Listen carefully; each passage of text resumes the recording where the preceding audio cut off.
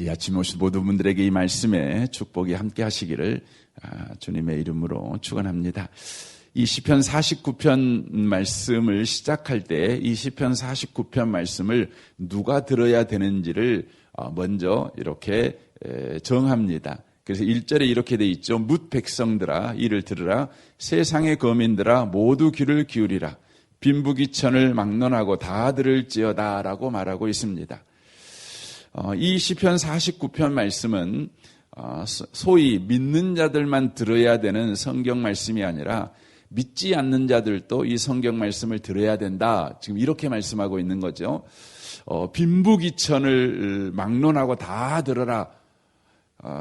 이렇게 말씀합니다. 인종을 넘어서 성별을 넘어서 나이를 넘어서 또 학력을 넘어서 재산 정도를 넘어서 모두 다 이 말씀을 들어야 된다. 이렇게 말씀하고 있습니다. 과연 하나님의 말씀은 모든 사람이 들어야지요. 하나님의 말씀은 바로 모든 사람이 반드시 들어야 될 하나님의 말씀이기 때문에 그렇습니다. 하나님은 성도들의 생사화복만 주장하는 것이 아니라 성도가 아닌 이 인류에 존재하는 모든 사람의 생사화복도 주장하고 계시니 바로 하나님의 말씀을 모든 사람은 들어야 된다고 하는 것입니다. 하나님의 말씀은 믿는 자들에게는 생명이지만 믿지 않는 자들에게는 사망입니다. 믿지 않는 자들에게는 심판이지만 믿는 자들에게는 구원이 되는 것입니다.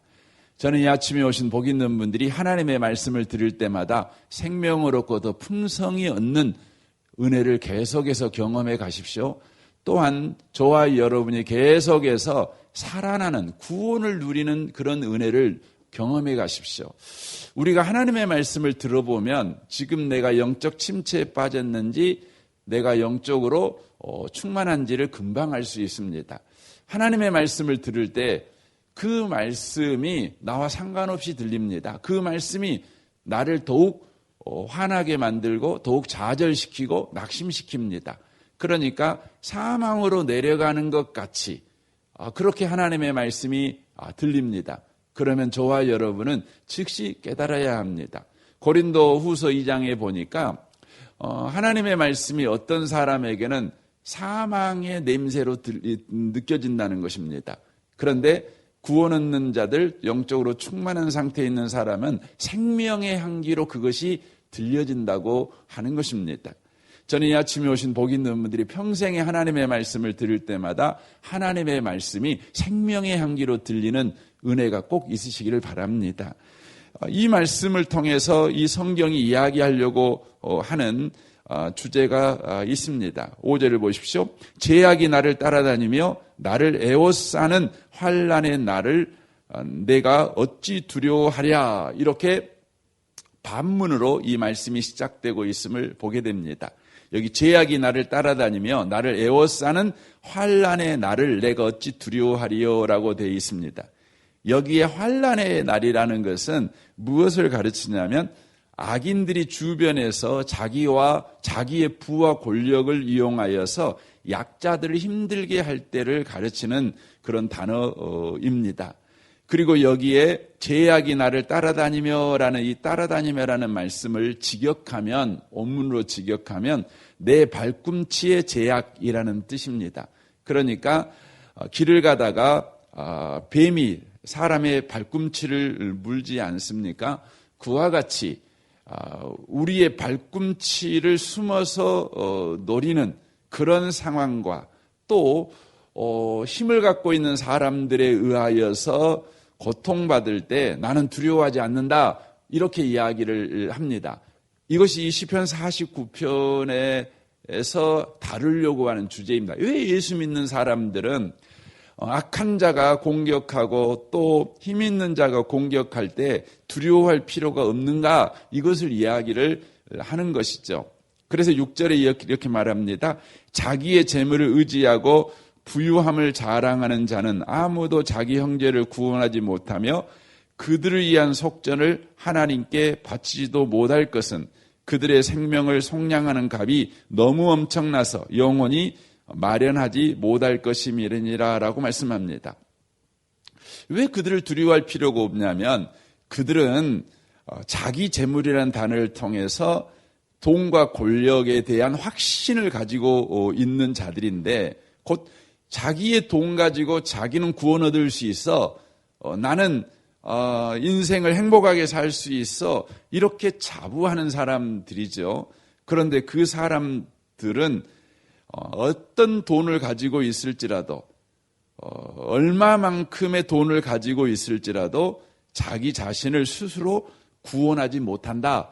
구원하지 못한 자들이다. 그러니까 한마디로 말하면 구원 못 받은 사람들이다. 그런데 구원 못 받은 사람들이 너를 공격한다고 해서 두려워할 필요가 있겠느냐? 지금 이 이야기를 하고 있다고 하는 것이죠. 10절을 보십시오.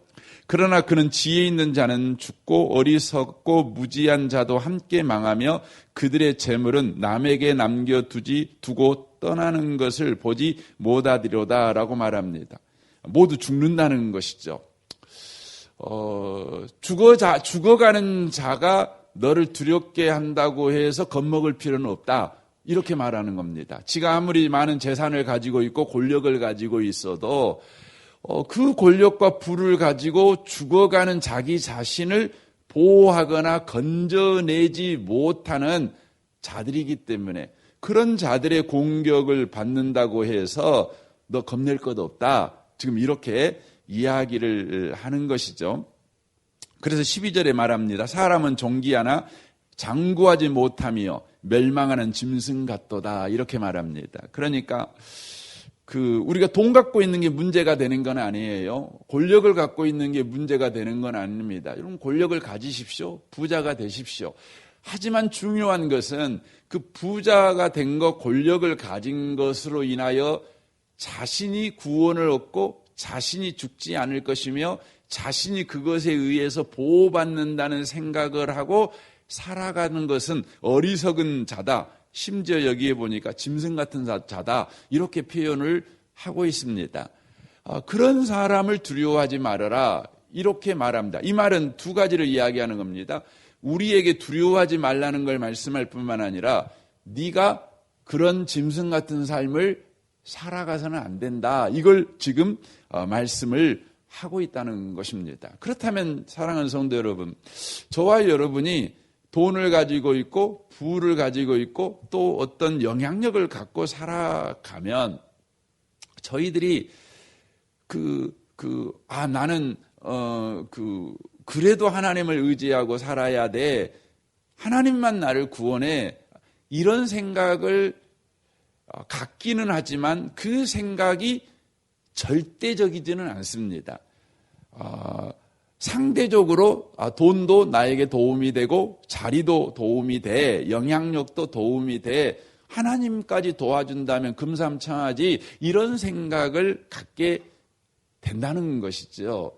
그래서 저와 여러분이 그리스도인으로서 이렇게 멸망하는 짐승과 같이 그렇게 안 살아가기 위해서는 반드시 우리가 돈을 갖거나 권력을 가질 때에 잊지 말아야 되는 것이 있다는 것이죠. 그것이 바로 지금 좀 전에 말씀드렸던 것 같이 그 돈이 우리를 보호하지 못한다는 것. 그리고 그 돈을 가지고 있을지라도 그 권력을 가지고 있을지라도 사람은 죽는다. 이걸 늘 기억해야 된다는 것입니다. 이걸 늘 깨닫고 살아야 된다고 하는 것이죠. 그렇게 깨닫고 살아가기 위해서 반드시 필요한 것이 있는데 여기 이제 13절부터 이야기를 하는 겁니다. 왜 돈을 가지고 있는 사람들은 왜 멸망하는 짐승처럼 자신이 죽지 않을 거라고 생각하고 또 그것이 자기를 보호할 거라고 그렇게 생각하며 살아가는가?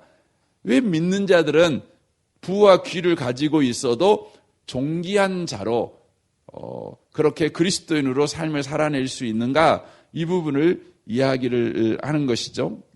여기 14절과 15절을 한번 봐보시기 바랍니다. 그들은 양같이 수월에 두기로 작정되었으니 사망이 그들의 목자일 것이라 정직한 자들이 아침에 그들을 다스리니 그들의 아름다움은 소멸하고 수월이 그들에게 거처가 되리라. 그러나 하나님은 나를 영접하시리니 이러므로 내 영혼을 수월의 권세에서 건져내리로다라고 말합니다. 죽음 너머를 보고 있다는 것입니다. 그러니까 죽음 너머를 보냐 못 보냐가 현재 내 삶이 짐승처럼 살 것이냐 아니면 하나님의 형상을 가진 사람처럼 살 거냐를 결정한다는 것입니다. 그래서 여기에 15절에 나를 영접하시리니 이렇게 말합니다. 이 시편 기자는 죽음 너머를 지금 보고 있는 겁니다. 여러분 사람은 다 상대적이지 않습니까? 아무리 돈이 없다고 해도요. 자기보다 더 돈 없는 사람에 비하면 여러분 부자입니다. 그렇죠? 아무리 권력이 없다고 그래도 자기보다 세상에는 권력 없는 사람들이 더 많습니다. 여러분 대한민국 사람들은요. 이 대한민국에 산다는 그 이유 하나만으로도요. 전 세계가 약 70억 인구가 있는데 그 70억 인구 가운데 그 부자 순위를 매기면 1% 안에 들어갑니다. 다. 그리고 그 어떤 그 지적 수준이라든가 생활의 어떤 그 품이라든가 이런 것들이 1% 안에 들어갑니다. 70억 가운데 1%면 여러분 얼마 되면 7천만 명입니까? 그러죠? 예, 7천만 명 안에 포함돼요. 전 인구 70억인데. 그러니까 대한민국에 태어났다는 것 하나만으로도요. 사실 권력자입니다. 부자들입니다. 그런데 저와 여러분들이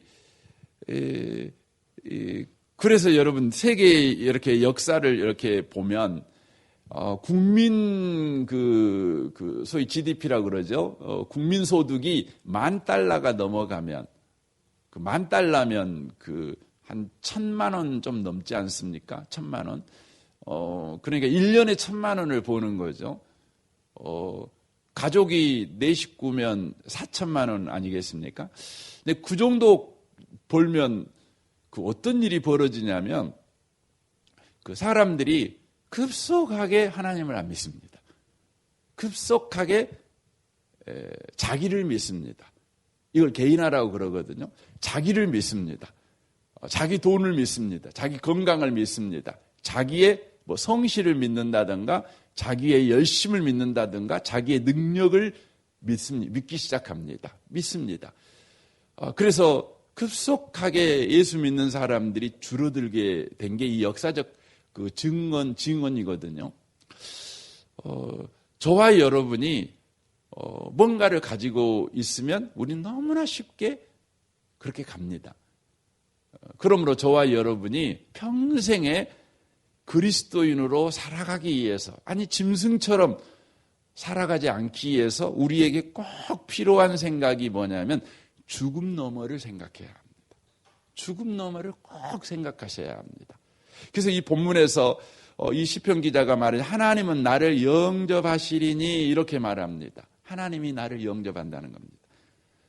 여러분 예수 믿든 안 믿든 다 죽지요. 죽지요. 뭐 방법이 없죠. 그러면 예수 믿든 안 믿든 죽은 다음에 어떻게 됩니까? 성경은 분명히 말합니다. 심판이 있다고 그럽니다. 심판이라는 건 뭡니까? 하나님 앞에 선다는 것이죠. 하나님 앞에 선다는 것입니다. 그런데 돈만 믿고 산 사람들은 하나님 앞에 서는데 그 하나님이 어떤 하나님입니까? 여기 14절에 말씀하고 있죠. 바로 사망으로 그를 다스리는 목자십니다. 사망으로 다스려버리는 목자. 심판주이시죠.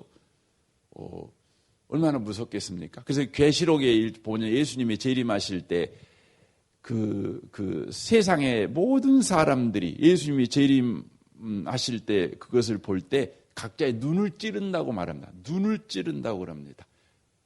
왜 눈을 찌를까요? 너무 무서우니까요. 너무 공포에 들어가지고 안 봐야 되니까 안 보는 수밖에 없다고 생각하니까 눈을 찌르는 겁니다. 이렇게 성경이 그렇게 하나님이 무섭다는 것입니다. 그런데 예수 믿는 사람에게는 죽음 너머를 늘 생각하고 나는 하나님을 만나 나는 하나님 앞에 설 거야. 이걸 늘 기억하고 사는 사람들에게는 어떤 은혜가 있냐면 나를 영접하리니라고 말씀하고 있습니다. 나를 영접하리니 이러므로 내 영혼을 수월의 권세에서 건져내시리라. 이 수월은 사망을 말합니다. 수월은 무덤을 말하는 것인데 이 사망의 권세에서 주께서 나를 건져내시리라 이렇게 말씀합니다. 근데 여기 영접한다는 이 단어가 이 구약 성경에서 그 특별하게 쓰여지는 단어인데 창세기 5장에 보면 에녹이 하나님과 동행하더니 하나님이 그를 데려가심으로 세상에 있지 아니하더라 이렇게 말씀하죠. 거기서 데려가심으로라는 단어가 무슨 단어냐면 이 영접하신다는 똑같은 단어입니다. 근데 우리나라 말로 번역을 할 때에 영접한다는 단어로 썼고 창세기에서는 데려가심으로라는 단어를 썼습니다. 사랑하는 성도 여러분, 우리는 하나님 만납니다. 기억하셔야 합니다. 우리는 죽음 넘어가 있습니다. 죽음은 끝장나는 게 아닙니다. 죽음 넘어가 있습니다. 그러니까 이 땅의 삶을 우리가 돈을 가지고 있다면, 권력을 가지고 있다면 잘 써야지요. 잘 지혜롭게 써야 되겠죠. 하지만 이 땅의 삶을 살아갈 때 최고로 지혜롭게 살아가는 방식은 뭐냐면 바로 죽음 넘어 하나님 앞에 내가 선다는 것을 잊어먹지 아니하고 생각하셔야 돼요. 하나님이 이 돈을 어떻게 쓰라고 하시는가를 늘 질문하셔야 됩니다. 그러니까 하나님 없이도 이 땅의 삶을 살아갈 때 돈 관리를 정말 잘하신 분들 계셔요. 돈을 써야 될 때 쓰고 돈 안 써야 될 때 안 쓰고 그런 분들 계십니다. 그런 분들은 이 땅의 삶을 살아갈 때 보면 아낄 거 아끼고 잘 삽니다. 그런데 예수 믿는 사람들은요 그 정도가 아니죠. 여러분 막 돈 관리 잘하신 분들 뭐 강의를 들어보고 막 이러면 저도 그런 강의를 자주 듣는 편이고 또 책도 제가 자주 보는 편이거든요. 보면 야, 참 부자로 살만하다. 야, 그래 돈은 이렇게 써야 돼. 이런 생각이 들 만큼 참 잘 씁니다. 그런데 예수 믿는 사람들은 그 사람들보다 더 뛰어난 돈 관리를 하셔야 됩니다. 그게 뭐냐면 하나님이 이 돈을 어디다가 써야 된다고 말씀하는가를 늘 아는 열심이 필요합니다. 그리고 하나님이 원하시는 돈 관리가 필요한 것이죠. 그러니까 세상에서는 돈 관리를 잘하시는 분들은 세상에서 돈 관리를 잘하신 분들을 열심히 배워가지고 돈 관리를 합니다. 그런데 예수 믿는 사람은 하나님 앞에 설 것을 우리가 알기 때문에 하나님이 어떻게 돈 관리를 하라고 하셨는가, 돈을 우리에게 주셨을 때에 돈의 청지기로서 어떻게 관리하라고 하셨는가를 생각하고 돈 관리를 하는 거라는 것입니다. 이게 중요한 것입니다. 이 부분에 대해서 누가복음 12장에서 예수님께서 그런 말씀을 하시죠. 한 청년이 예수님에게 옵니다. 이분이 둘째나 셋째나 된 것 같아요. 집에서. 근데 이제 아버지가 돌아가시니까 이스라엘은 유산을 몰빵을 해버리거든요. 장남에게 다 줘버립니다. 그러니까 이 둘째 아들 입장에서는 너무 속상하잖아요.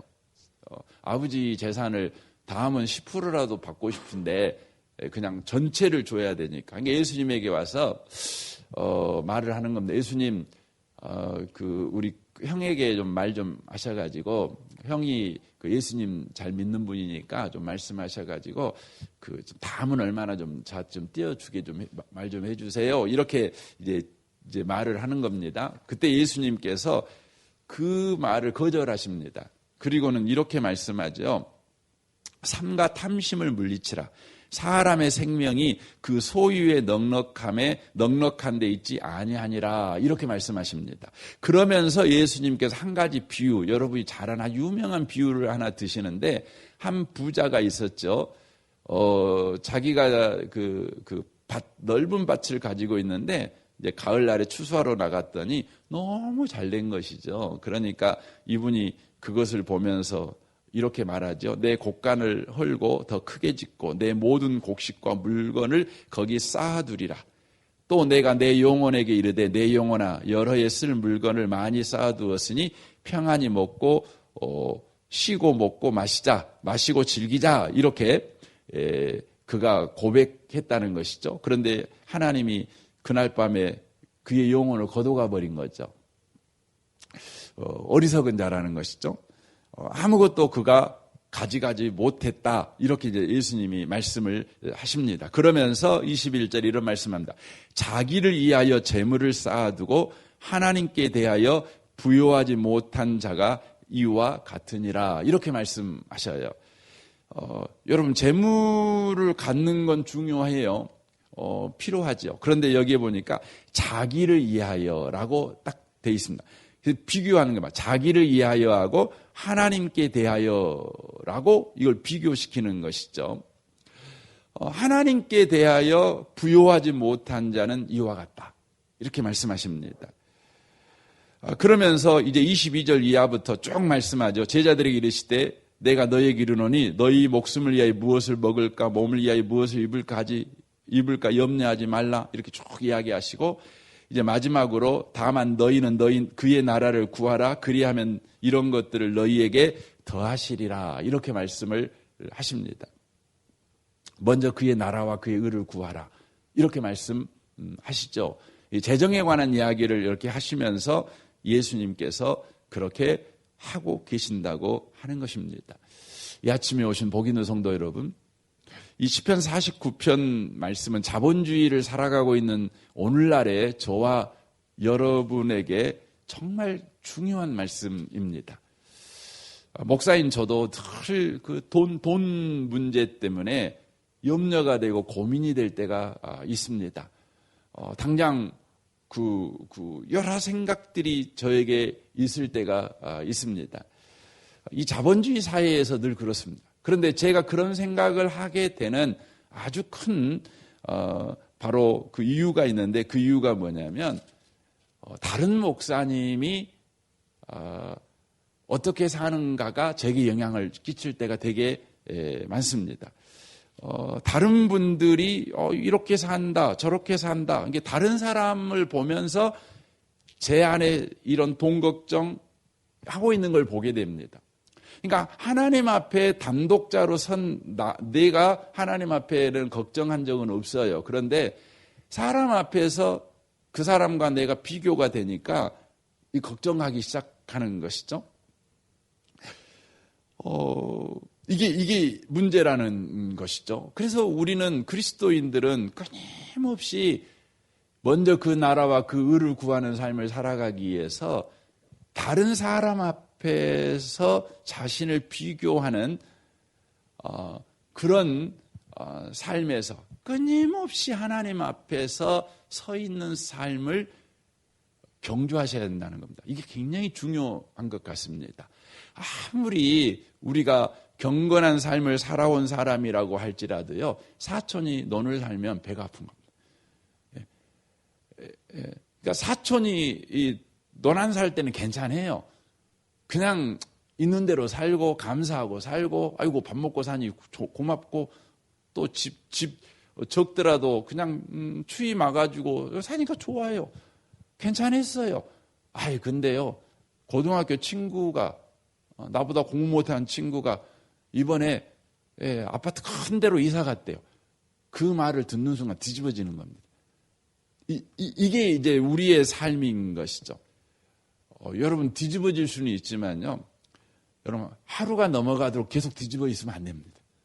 우리는 사람이라 잠시 뒤집어질 수는 있죠. 뭐 사람이라 그럴 수 있는 겁니다.